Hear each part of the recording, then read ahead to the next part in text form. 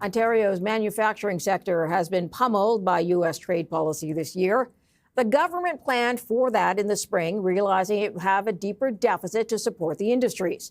But in a fall economic update released today, the government announced that deficit will be $1 billion less than forecast. So let's bring in Ontario's Finance Minister, Peter Bethlenfalvy, on this. He joins us now. Minister, thanks for your time. Happy to be with you. So the deficit came in at $13.5 billion, I believe. How did Ontario manage to shave off $1 billion? Well, our tax revenues were up about $3 billion, and we increased the contingency by $2 billion to just have a little bit more dry powder for the last 5-6 months of the year.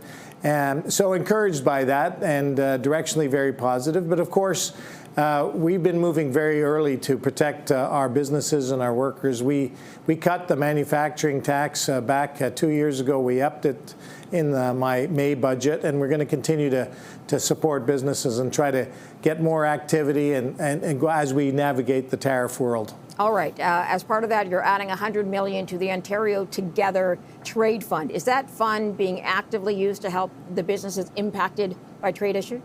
Absolutely. In fact, we announced $50 million in my budget in May.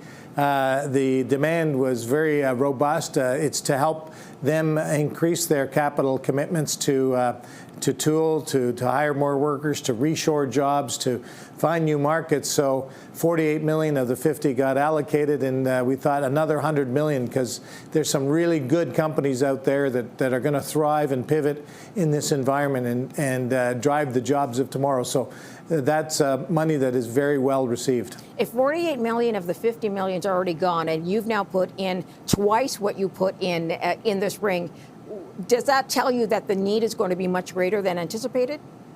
Well, I think this is a good move because this is what companies want to do, to invest. So we're putting in money, but they're putting their own money in as well. So that's the way it should work. These are projects that, given the environment we're in, we can help them get to the finish line to advance their business model and find new customers, retool, hire more workers. So I think this is a very successful program. How much are tariffs expected to eat into Ontario's GDP by the end of the year and then next year? Well, you know what? That number is hard to calculate. Statistics Canada and others are challenged to figure out exactly how much. But, you know, there's no question that tariffs have an impact. We still have the lowest tariff rate of any country in the world. But, of course, Ontario is very much the epicenter of the U.S. tariffs because the steel industry is at 50%. And, of course, the auto sector is right in our sights. But that's why we're supporting those companies. We supported Algoma, for example, in Northern Ontario with a $100 million loan, along with the federal government, $500 million, because we need to have a steel industry in this country. So we're supporting those targeted companies and industries so they get the relief they need as we navigate these tariffs. Minister, let's talk about the federal budget for a moment. You have said it lacks ambition. In what way? Well, I'll give you an example. Our population's grown by 2 million, almost 2 million over the last 7 years since we formed government. And so we've been catching up on the infrastructure deficit that we inherited, plus the growing population. So we have a $200 billion capital plan. We've been asking, along with all the other provinces and territories, for a $100 billion 10-year plan to renew the plan that was there, that Stephen Harper put in place. It's expired. And they put in $20 billion. That's far short of the $100 billion.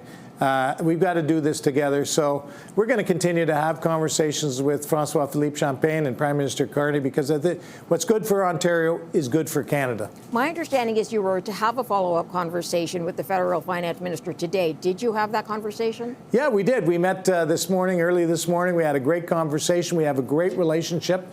And we both our governments have a vision to build the big things, nuclear, the Ring of Fire, critical minerals, and infrastructure, and AI and technology. And really, I think the next 10, 20 years are Canada's, and Ontario is going to be a big part of it. So we had a great conversation this morning. Okay, so critical minerals, we know, part of the federal agenda. They want to move on that. They want to develop a supply and develop resources. The Ring of Fire is in Northern Ontario. Did Ottawa say that, or confirm at all, that it will put it under the Major Projects Office that the federal government's running?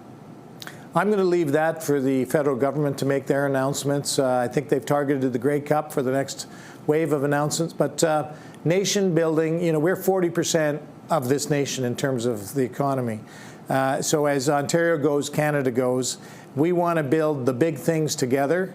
We're having very good conversations, but I'll let the Premier and the Prime Minister advance those conversations and make the announcements. Is there even an estimate of how much money it would cost to develop that site? The Ring of Fire, you mean? Yes. Oh, we've put in over $1 billion. Last week, we announced almost $40 million. First Nation Webequie, the First Nation up there closest to the Ring of Fire, they announced, along with our government, that they're going to build an all-seasons road up there. So we're actually getting shovels in the ground, access to those critical minerals. We're prepared to put the infrastructure money, but it's not just that. It's the permitting and the environmental assessments that the federal government often has been the one slowing things down so that mining companies don't look at Canada anymore. It takes too long. So we're turning that ship around. Okay, so if it gets under the banner of the Major Projects Office, and we don't know yet for sure if it will, what timeline are you hoping for? How fast could you get to building this project up? So we are working on permitting and specialized economic zones and one project, one permit, working with the federal government. We rather than taking 17 years to get a shovel in the ground, we want to take that down to a couple of years. We've got to move fast. Right around the planet, permitting, regulations, et cetera, allow companies to move faster while protecting environmental standards, respecting First Nations rights, and working with our Indigenous partners. But we're talking about speed, and I tell you, in Canada, we'll mine more ethically, responsibly, and reliably than any country in the world.